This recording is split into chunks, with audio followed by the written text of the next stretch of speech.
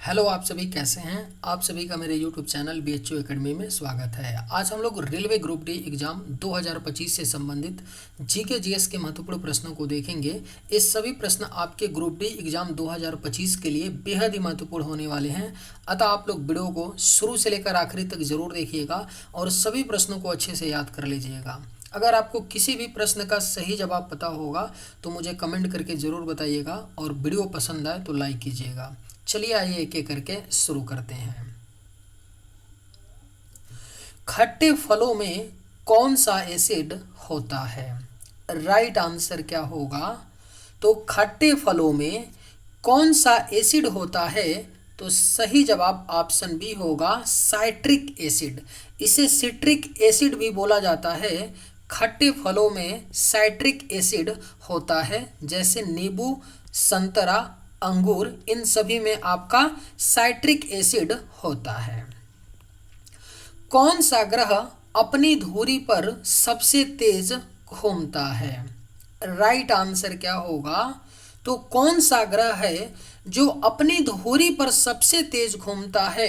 तो सही जवाब ऑप्शन सी होगा, बृहस्पति ग्रह। बृहस्पति ग्रह अपनी धुरी पर सबसे तेज घूमता है। हल्दी घाटी का युद्ध कब लड़ा गया था? सही जवाब क्या होगा? तो हल्दी घाटी का युद्ध जो है यह आपका 1576 ईस्वी में लड़ा गया था। हल्दी घाटी का युद्ध। सम्राट अशोक किसका उत्तराधिकारी था? राइट आंसर क्या होगा?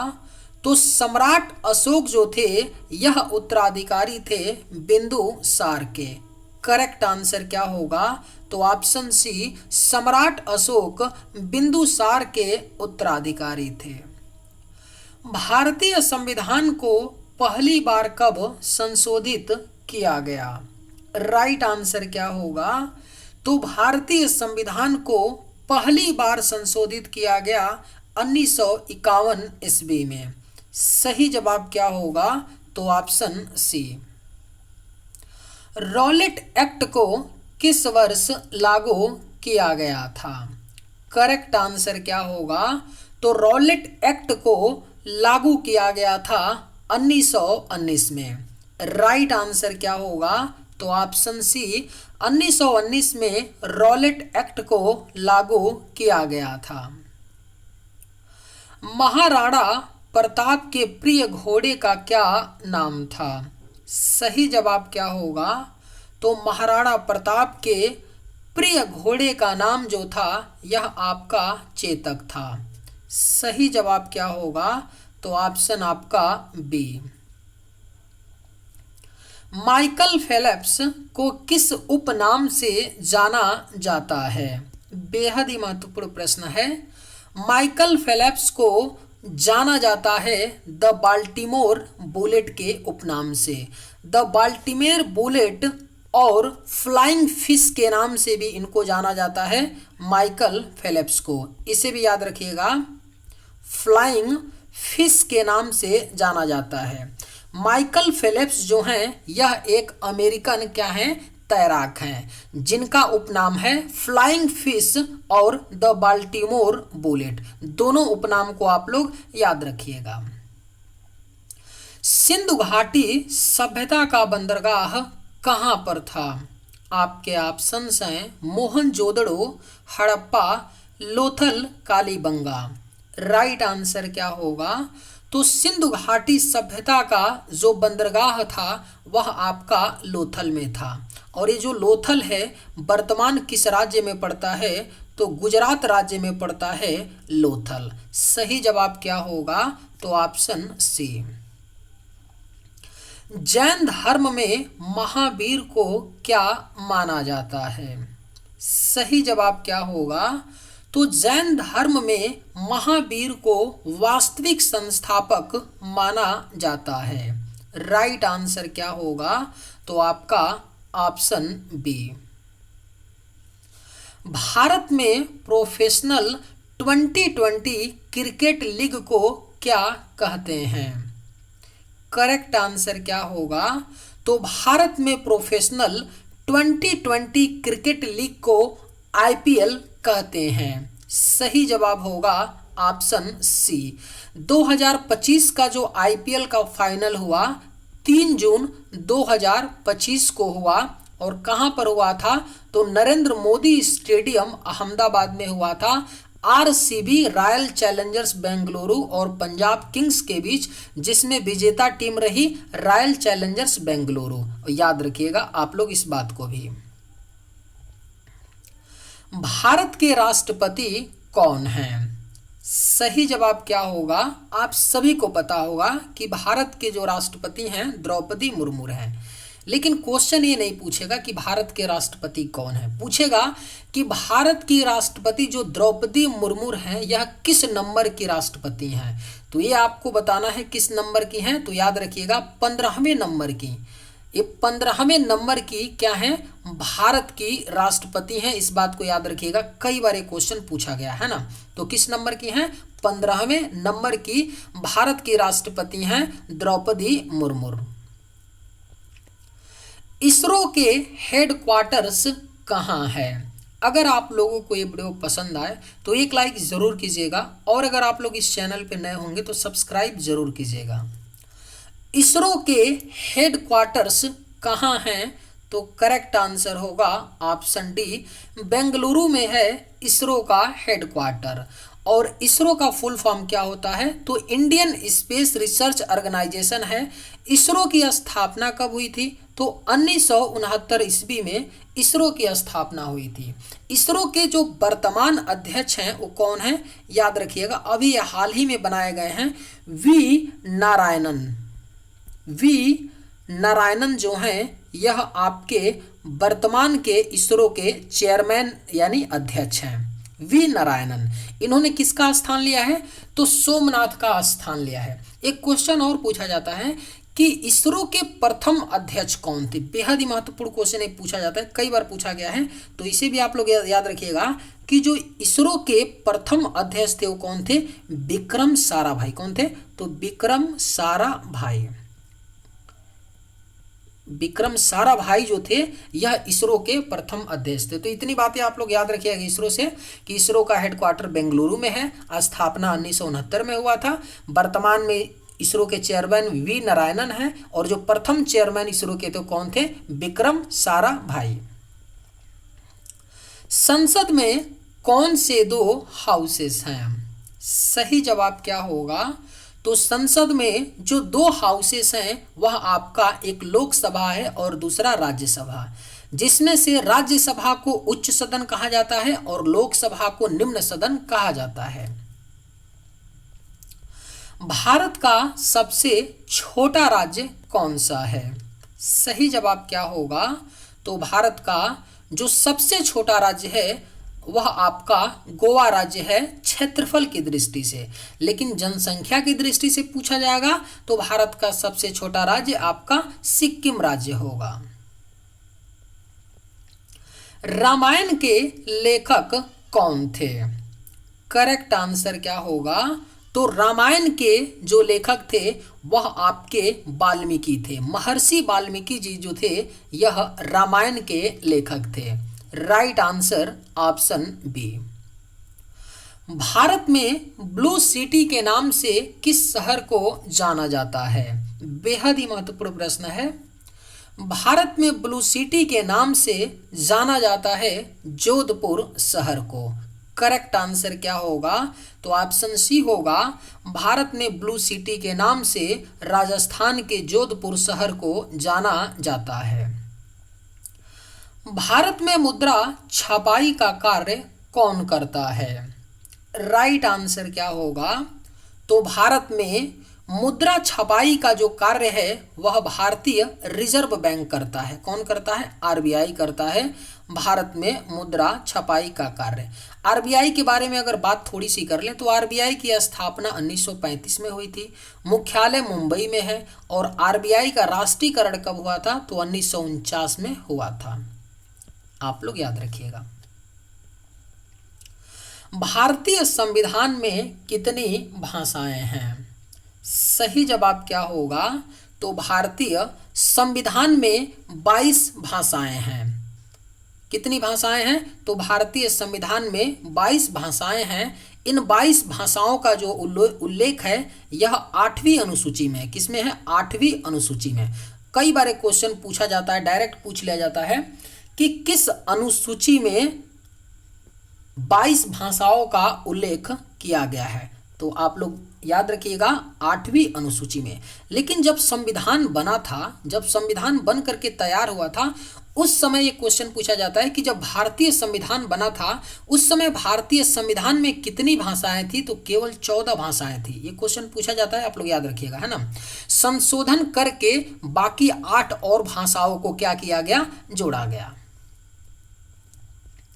भारत के किस राज्य की आबादी सबसे ज्यादा है? करेक्ट आंसर क्या होगा?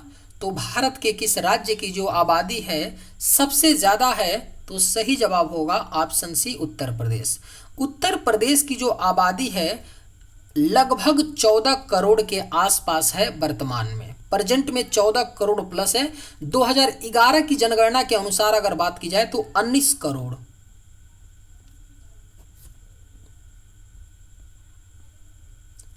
मिल्खा सिंह को क्या कहा जाता है? सही जवाब क्या होगा? तो मिल्खा सिंह को फ्लाइंग सिख कहा जाता है। सही जवाब ऑप्शन डी। भारत का सबसे बड़ा राज्य कौन सा है?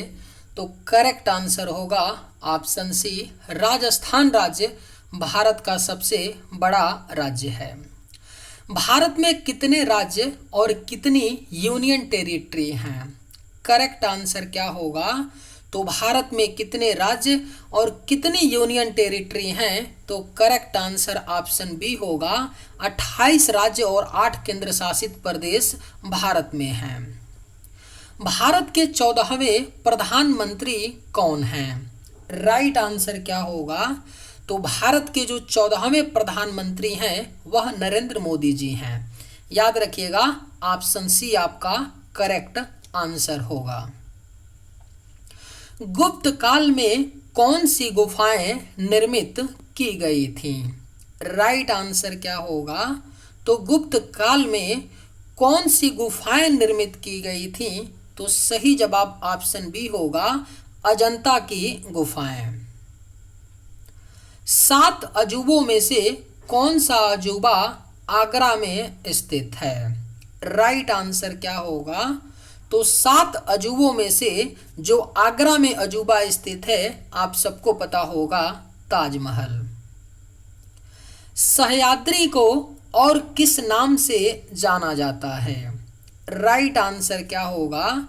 तो सह्याद्री को जाना जाता है द वेस्टर्न घाट्स, यानी पश्चिमी घाट के नाम से सह्याद्री को जाना जाता है।